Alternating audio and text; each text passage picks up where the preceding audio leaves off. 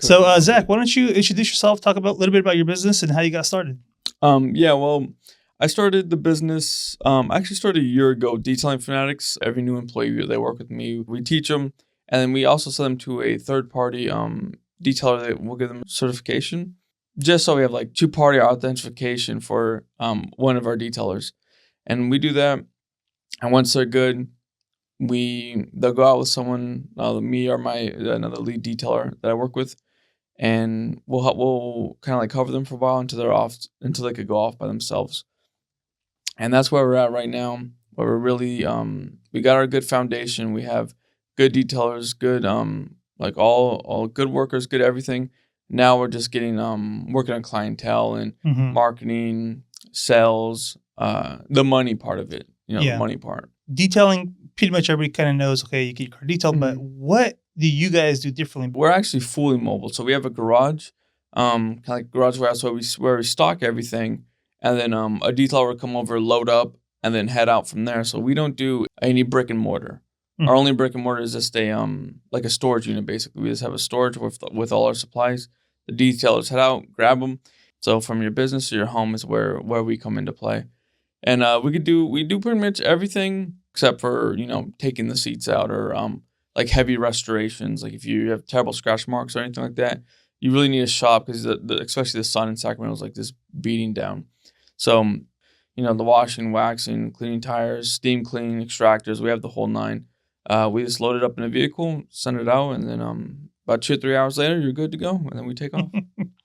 That's awesome. So that's super convenient, especially people that are busy, don't want to drive, don't want to. Yes. How do you manage your schedule with that, though? Because what happens if you get double booked? Yeah, double books or someone calling in or out. What we do for the most part is we call them like lead detailers. So some people who could go out on their own who like know the ins and out, been double certified. And then we have a detailing assistant. So someone that's like, they want a little bit more experience before they're comfortable. And then we're like, okay, well, you could shadow someone. So they get, they'll go out. If we have someone calling sick, then one of our shadowers or our detailing assistants will go out and help the person who's double booked or something like that. So that's where they'll get their hours in. And then, we don't have a guy working 10 hours a day. We have someone else going out with them. So 10 hours goes down to like 7 or 6. The thing I'm really trying to figure out is how do you choose the right business partner? Or is it better just to not have a business partner? The thing I would worry about the most is having the verbal agreement without anything on writing. Yeah. Because then it's like, bro code, hey, I'm going to trust that you do this, and I'm going to trust that I do this. And then what's going to happen? Like later on, it gets blended, it gets blurry. Months later, and then you're like, well, what does that actually mean? Or like, what did you say? Or like, what was our discussion 6 months ago? How's it hold up now? And then when you actually jump into starting a business, you realize there's so much more to it than just, oh, I have a good idea. Like so much happens so fast that, the verbal contract that you had, a couple months ago is like, who knows, man? We just got to get this done. Like everyone's just doing everything. So would you say that's kind of where you're at now, where you can have the final say, you can really drive the business to the way that you see is best? I'm sole proprietor. So like, like my vision, I could try to like project it. With that, it was still nice to have like a different input because sometimes, when you're in it, you can't see it. So if you're doing something wrong, but you're in that situation, you can't really see what you're doing wrong. So I like the outside perspective. So I'm always like, I like to ask everyone I'm around, like, hey, what do you think about this? What if I tried that? Even like even as the regular details that work for me, I'll ask my mom, I'll ask my brothers, like anyone. I'm like, hey, what about this? What about that? Find 3-5 people that you really trust.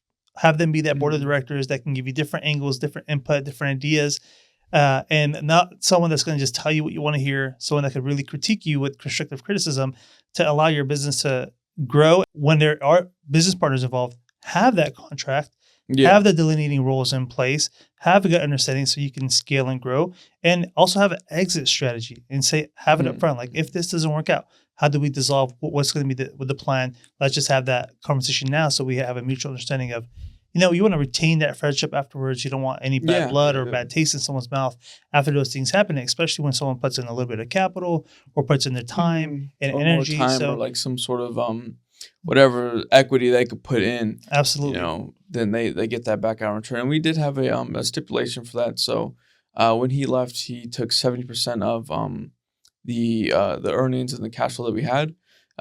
Basically, the business paid him out 70% for his for a lot of the time he put in, because he was on the ground a lot more than I was. I was on the ground a few jobs. He was on the ground for 80-90% of the jobs.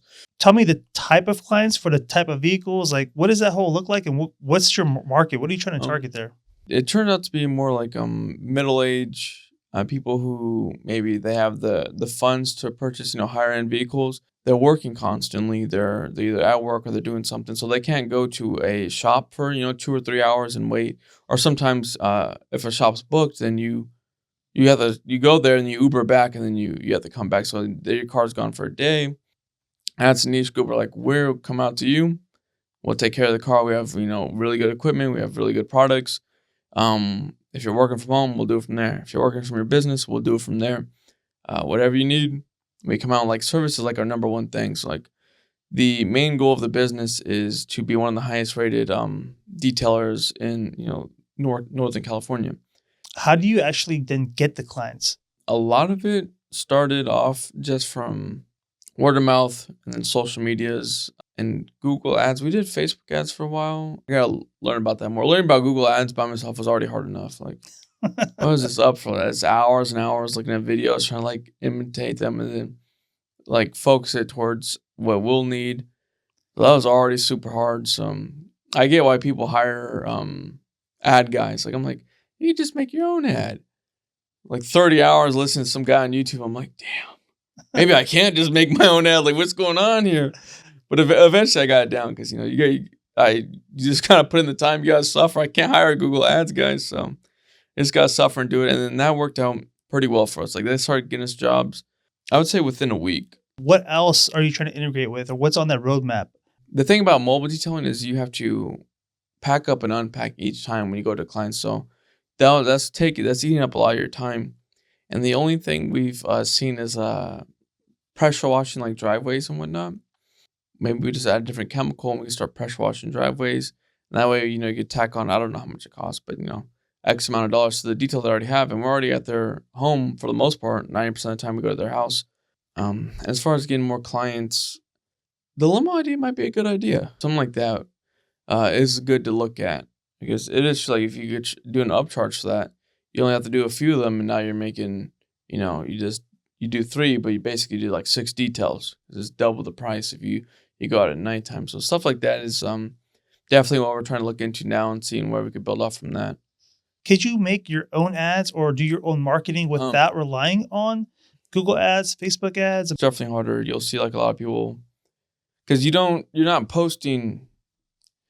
posting an ad. Like, when someone searches something, they look for like that, like an ad. They look for like roofing or the home, or cleaning services, and then the ad comes up. It's like, okay, well, I just look for that. But if you're on social media, you don't look for mobile detailing, or like you're just scrolling. So it's like, you have to captivate the mind first. So you have to captivate them, so they look into your profile.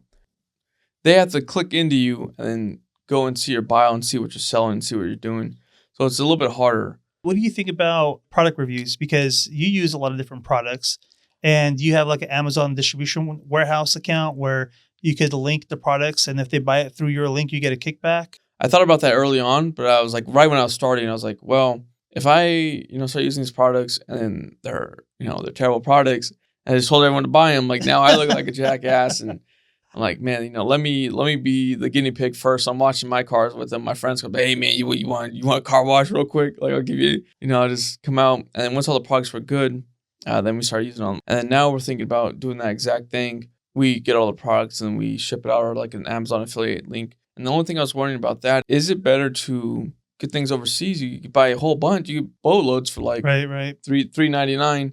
And then here you could sell them for, 15 plus shipping or something. We'll see. Because affiliate link, the person gets a few percentage. It's not a bad idea. So which one's a better idea? How do you deal with the whole client aspect of the thing and making sure that you meet their expectations? It's a lot of communication with the client, like being upfront, make sure they understand everything.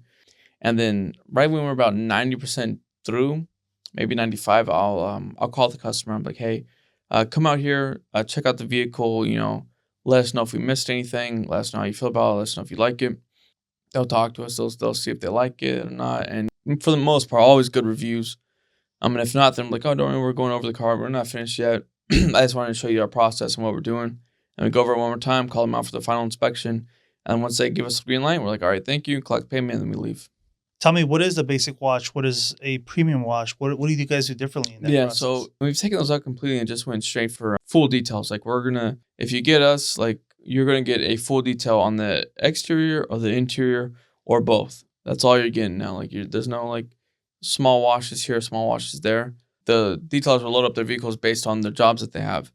So if their jobs didn't imply that they would need to do X, Y, and Z, they wouldn't have loaded up the gear, because they don't need it. But going out and then with a bunch of separate packages, eventually we just start loading up everything. And then that became, a problem too. So then we just stopped doing the basics. All the little things, we just stopped doing that. We just do complete details now. And since we've done that, it's worked out a lot better. What were those challenges or surprises you had to overcome when you got this going? The one main thing that popped up here was since we go to people's houses, we had to get a special business license from the sheriff's department.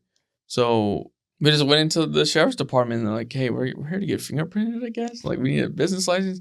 And there's people like turning themselves in for like armed robbery and stuff, like right in the police station while we were there. And like, and they just took us out in the back. And then it was like, oh, the first one was like $50. And then if you have a business partner, it went up to like $150. Is his fingers bigger than mine? Or like, why is it so much more? And it's like random stuff like that would happen. And then like you'd have to renew like certain licensing would cost some money. And then like randomly they'd be like, oh, well, there's an $8 processing charge.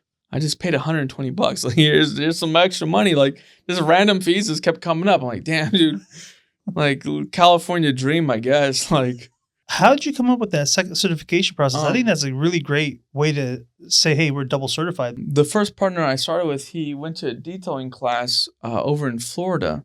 He kind of got certified. I was like, oh, that's kind of smart. But he was doing it just to learn because he just wanted to like learn how. And then when we got people, we would just teach them. After he left, I was like, maybe I should look for like some certification process. And we went to P&S, I think it's called. And we started getting products from them first. And then we found out that they do classes.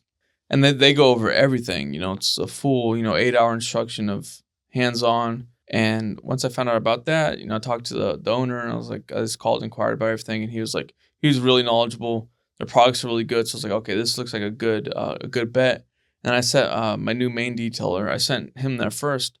And he was like, yeah, this place is good. Like it's solid. He picked up some tricks. And since then, we've just been sending people there. What are your social media handles? Where can people find you? Your website? Yeah, so right now the website is detailingfanatics.com. The socials are also Detailing Fanatics, Facebook, Instagram, TikTok. Yeah, that's all we got. Awesome. Well, I'll put the links in the description below. I'll put references to all your handles, to your link tree and all that good stuff. So, well, with that, it was good. Have a great rest of your day, everybody. Take care. We'll see you on the next one. Bye-bye.